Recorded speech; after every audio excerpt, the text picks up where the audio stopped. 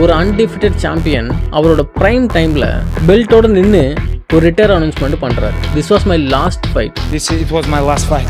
அந்த மொமெண்ட்டில் எல்லாருமே கேட்டது ஒரே கொஸ்டின் தான், ஏன்? 29 தடவை சண்டை போட்டு அந்த 29 தடவையுமே வெற்றி தான். அந்த நம்பர்ஸ்லாம் ஸ்க்ரீனில் ஃப்ளாஷ் ஆகிறப்போ அந்த அரேனா ஃபுல்லாக அப்படியே நாய்ஸாக இருந்தது. க்ரௌட் எல்லாருமே ஃபுல்லாக கத்திகிட்டு இருக்காங்க. அப்படியே இன்னொரு சைடு கமெண்டேட்டர்ஸும் நிறைய கமெண்ட்ரி பண்ணிக்கிட்டே இருக்காங்க. அவர் ஷோல்டரில் இருந்த பெல்ட்டு அங்கே தனியாக ஒரு பக்கம் கிளிட்டர் ஆகிட்டு இருக்கு. அப்போ கபீப் மைக்கை கையில் எடுத்த மொமெண்ட் எல்லாமே அப்படியே ஸ்லோ டவுன் ஆச்சு. அங்கே இருக்க எல்லாமே அந்த வெற்றிக்கான ஸ்பீச்சை கேட்கறதுக்கு ஆவலாக வெயிட் பண்ணிட்டுருந்தாங்க. Thanks to my team, thanks to fans, இந்த மாதிரி யூஷுவல் ஸ்டெப்ஸ்லாம் எதிர்பார்த்த நேரம் கபீப் ஒரு டீப்பான ஒரு ப்ரீத் எடுத்து அவரோட கண்ணை மூடிட்டு ஒரு செகண்ட்ஸ் கையை பார்த்து ஒன்று சொல்கிறாரு, this was my last fight. It was my last fight.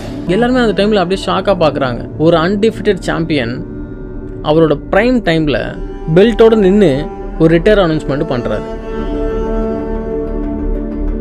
இது எம்எம்ஏல ரேர் அப்படிலாம் சொல்ல முடியாது. இது ஆல்மோஸ்ட் இம்பாசிபிள் சொல்லலாம். கபீப் இதை யார்கிட்டையும் தோற்று போய் நிறுத்தலை, யாரை பார்த்தும் பயந்தும் இதை நிறுத்தலை. அவர் பண்ண ஒரு ப்ராமிஸ்க்காக இது நிறுத்தினார். அந்த மொமெண்ட்டில் எல்லாருமே கேட்டது ஒரே கொஸ்டின் தான், ஏன்?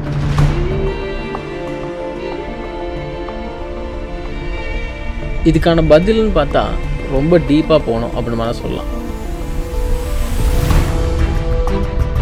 ரஷ்யாவோட சவுத்தில் இருக்க டேகஸ்டன் அப்படின்ற ஒரு மவுண்டன்ஸ்குள்ளே வளர்ந்தவர் தான் கபீப். கபீப் பிறந்து வளர்ந்தது எல்லாமே அங்கே தான். அங்கே இருக்கிற பசங்களுக்கு அவங்க விளையாடுறதுக்கு டாய்ஸ் அப்படின்ற மாதிரிலாம் எதுவுமே கிடையாது. அங்கே எல்லாருக்குமே பிளே கிரவுண்ட் தான். கபீபோட அப்பா பேர் அப்துல் மனப். கோச்சை விட ரொம்ப ஸ்ட்ரிக்டாக இருப்பாராம். அங்கே பேஸ்மெண்ட்டில் இருக்க ஒரு சின்ன ரூமை ஜிம்மாக மாற்றி அங்கே இருக்கிற மணலில் அந்த குளிர் காற்றுல தான் கபீப்க்கு ட்ரைனிங்கே நடக்குமா. அங்கே டே பை டே கபீப் ரிசல்ட் பண்ணிகிட்டே இருக்கார். விழுறது எந்திக்கிறது இப்படி தான் அவரோட ட்ரைனிங் போகும். அவங்க அப்பா சொல்கிற விஷயம் என்னென்னா, டேலண்ட்டை விட டிசிப்ளின் ரொம்ப முக்கியம் அப்படின்ற மாதிரி சொல்லி வளர்த்துருக்காரு. ஸ்கூலுக்கு போனாலும் இவரோட மைண்டில் இருக்கிற எல்லாமே ட்ரைனிங் இப்படி தான் இருக்குமா. ஃப்ரெண்ட்ஸோடு சேர்ந்து விளையாடுற வயசில் கூட இவர் அங்கே இருக்கிற மலைகளுக்குள்ளே ரன்னிங் போயிட்டு இருப்பாராம். லேட்டர் இயர்ஸில் பியர் கூட பண்ண ரெஸ்லிங் வீடியோ வைரல் ஆச்சு. அதுக்கப்புறம் வருஷங்கள் போக போக லோக்கல் டோர்னமெண்ட்ஸு, பல நேஷனல் காம்படிஷன்ஸ்லாம் போகிறார். கபீபோட ஸ்டைல் வந்து ஸ்லோவாக அப்படியே ஃபார்ம் ஆகிட்டே வருது. ஃப்ளாஷி பஞ்சஸ் அப்படிலாம் கிடையாது. 2008 அவர் ப்ரொஃபஷனல் டெபியூட் பண்ணுறாரு. அப்போது வெற்றிக்கு அப்புறம் வெற்றியாக வந்துச்சு.